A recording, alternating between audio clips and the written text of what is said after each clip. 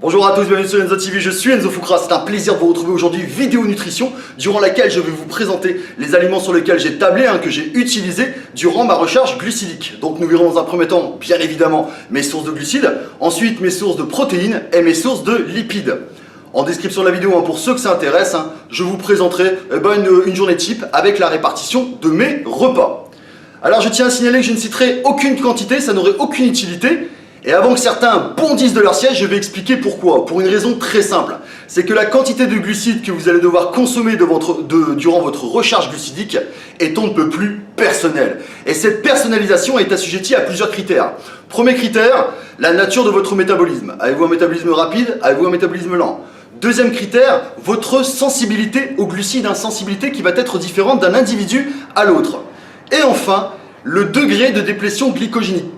Quel degré de déplétion glycogénique avez-vous atteint lors du début de votre recharge glucidique? Voilà tous ces critères d'ailleurs qui font de la recharge glucidique une phase très difficile à exécuter, surtout à bien exécuter la première fois, qui va vous demander d'ailleurs pas mal de tests et d'expérimentation.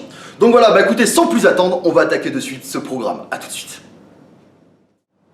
Allez, nous allons commencer de suite avec les sources de glucides, le nerf de la guerre, ce qui représente grosso modo 80% de mon total calorique durant cette recharge glucidique, avec le riz. Alors le riz est un très grand classique, que ce soit en prise de masse, en sèche ou alors en recharge glucidique. Donc riche en glucides, très faible teneur en sodium, et je reviendrai sur ce bénéfice juste après. Alors il est à noter qu'en règle générale j'utilise soit du riz basmati ou du riz complet, mais pour la recharge glucidique je vais opter pour du riz blanc, qui a cet avantage d'avoir un indice glycémique beaucoup plus élevé. Indice glycémique élevé veut dire digestion plus rapide, assimilation plus rapide.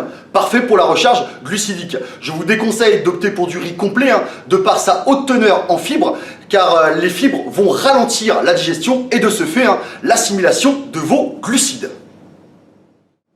Voilà, en deuxième source de glucides, et ce sans transition, nous avons parlé du riz, je vais parler maintenant des galettes de riz. Galettes de riz qui en règle générale je ne conseille pas du tout, si ce n'est post-entraînement, mais force est de constater que pour la recharge glucidique, elle est parfaitement adaptée, avec une charge glycémique très élevée, donc encore une fois, digestion rapide, assimilation rapide, mais surtout de par sa faible teneur en sodium. Ce qui est intéressant durant la recharge, d'autant plus intéressant si vous avez effectué au préalable cette balance sodium-potassium, car il est à noter que durant votre recharge glucidique, votre glycémie bien sûr va monter, votre insuline va monter, et l'insuline est une hormone qui va avoir tendance à retenir le sodium que vous consommez dans l'organisme. Donc rétention d'eau, voilà pourquoi il faut limiter sa consommation de sodium. Principal inconvénient des galettes de riz, c'est que pour ma part, j'ai dû en manger 1 tonne. Mais bon, après tant de semaines de restriction calorique, je n'allais pas m'en plaindre. Voilà, troisième source de glucides, les flocons d'avoine. Encore une fois, un très grand classique, quelle que soit la phase de votre diète. Très bonne source d'hydrate de carbone, faible teneur en sodium, consommation de flocons d'avoine que je limite néanmoins. Et ce pour une raison, sa haute teneur en fibres. Je vous déconseille durant votre recharge glucidique de consommer de manière excessive des fibres, car elles vont avoir tendance à ralentir la digestion et de ce fait l'assimilation de vos glucides. Ce qu'on ne veut surtout pas, on veut métaboliser un maximum de glucides, reformer un maximum de glycogène durant cette période limitée qu'est la recharge glucidique. Alors il est à noter que pour augmenter l'indice glycémique de vos flocons d'avoine, vous n'avez qu'à les porter à température, c'est-à-dire à les cuire, plutôt qu'à les manger froids. Voilà, quatrième source de glucides, on va quitter les champs de céréales pour le verger avec la banane. La banane qui est parfaitement designée pour la recharge glucidique, de par sa haute teneur en glucides, mais également en potassium. Le potassium, un minéral particulièrement important, d'autant plus important si vous avez effectué au préalable cette balance sodium-potassium. Ce minéral qui va œuvrer à éliminer l'eau sous-cutanée, c'est-à-dire sous la peau, en retenant l'eau extracellulaire à l'intérieur des cellules. Alors il est à noter que si vous voulez un indice glycémique beaucoup plus élevé, optez plutôt pour des bananes mûres, voire des bananes plantains. Voilà, dernière source de glucides, il s'agit des dattes sèches, dattes que j'utilise pour la première fois et force est de constater que ça a plutôt bien marché. Très intéressante de par sa haute teneur en glucides, on parle de plus de 70 grammes de glucides pour 100 grammes, ce qui n'est pas rien, mais surtout de par sa haute teneur en potassium. Sans oublier que c'est super bon. Alors qu'en est-il de mes protéines et de mes lipides? Il faut savoir que durant ma recharge glucidique, leur quantité a été fortement diminuée, la preuve en est.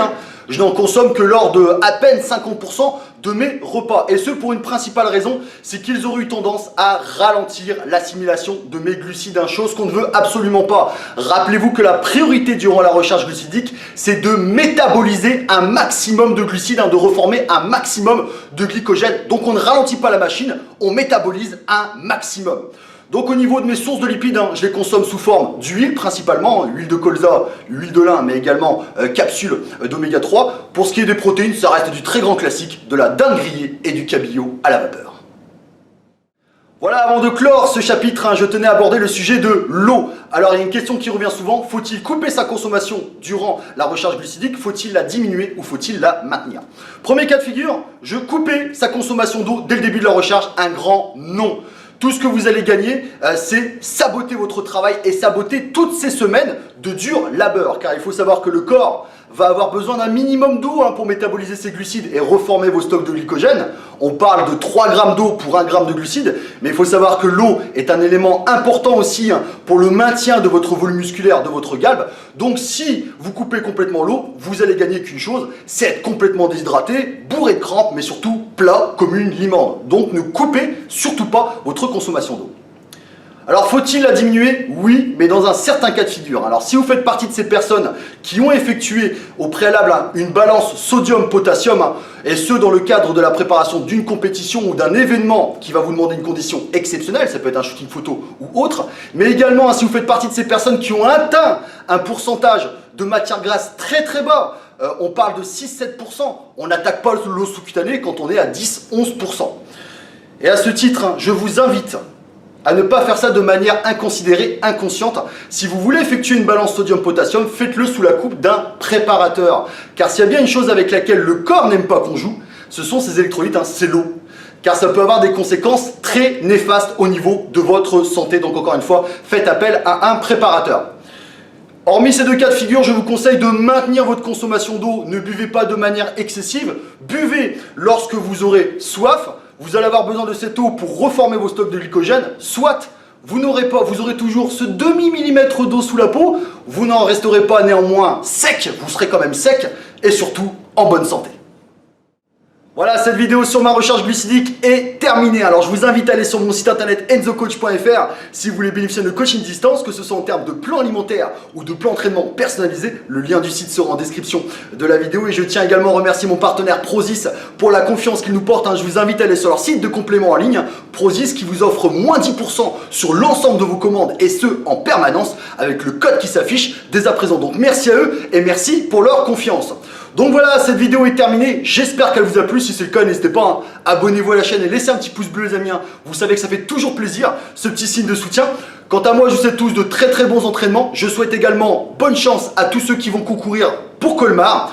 Voilà, je vous dis à très bientôt pour une nouvelle vidéo. Vous étiez sur Enzo TV, je suis Enzo Foucra. Bye bye les amis, ciao, salut.